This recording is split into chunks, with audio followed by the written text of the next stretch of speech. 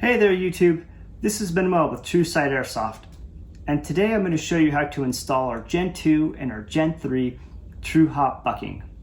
Now this installation is pretty straightforward and similar to just about any other bucking on the market, but the main difference is we're going to use a lubricant to help us install. The Tru-Hop material is so grippy that if you don't use the material, it's going to fight you and you're not going to have a fun time. But we can mitigate that with a little bit of lubricant. Before I get into the installation, I'm going to talk to you a little bit about the material used in Gen 2 and Gen 3. The material is the same and it offers insane grip. We chose this material because it allows you to get that optimal flight path for the least amount of hop-up pressure, and that's important keeping your gun efficient. But the drawback to the insane grip is that it makes installation a bit of a challenge if you don't use a lubricant. As far as lubricants go, the Tru-Hop bucking is compatible with basically anything out there. However, we recommend you stick with a 100% silicone oil. The reason for that is other lubricants like a white lithium grease can attack the plastic parts that are found commonly in hop-up chambers. So a silicone oil tends to be the most compatible, and so if you want to be on the safe side, stick with that. In a pinch, you can also substitute the silicone oil with a mild solution of soapy water. That works great. Okay, so now let's get into the installation. What we're going to do here is we're going to get just a little bit of silicone oil, and I really mean a tiny bit, and we're going to apply a thin film to the exterior of the barrel. A little goes a long ways in this case. You really don't want to overdo this because if any oil gets into the hop-up window, you're going to have decreased performance for a short while it gets shot out.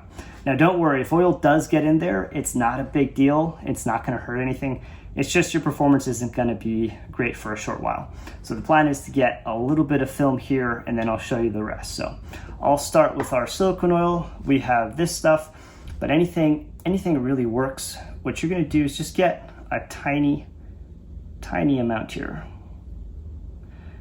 And I'm going to let that come down. My bottle's running empty, so it might take it a while. There we go. Okay, see that? It's just a tiny amount. You're going to spread that on your fingers and then just cover your barrel with a super thin film. Take your time to make sure it's evenly spread. Get that breech ring. You want to make sure that's covered. That's going to help.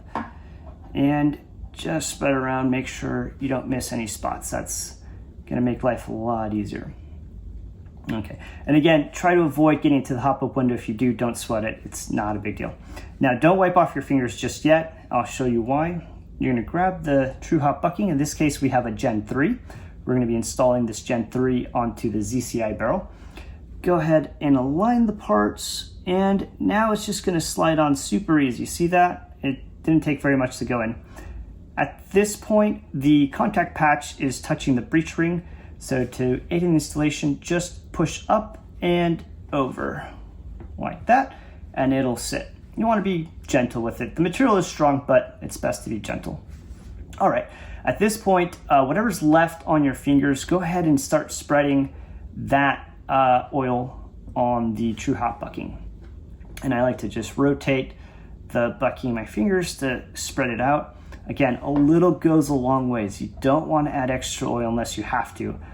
And the main reason is if you add too much, it's going to get everywhere. It's going to get into the chamber and you're going to have that decreased performance for a little while. So at this point, I think I've done a pretty good job of coating it.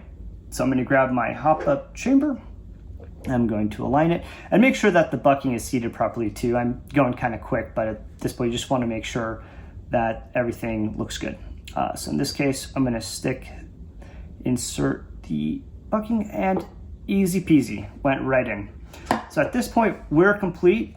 From here, you can add the rest of the parts to your hop-up chamber and you're all set. If you have any questions about this installation process, please shoot us an email at truesightairsoft.usa@gmail.com and we'd be happy to help you out. Thanks for watching. Have a great day.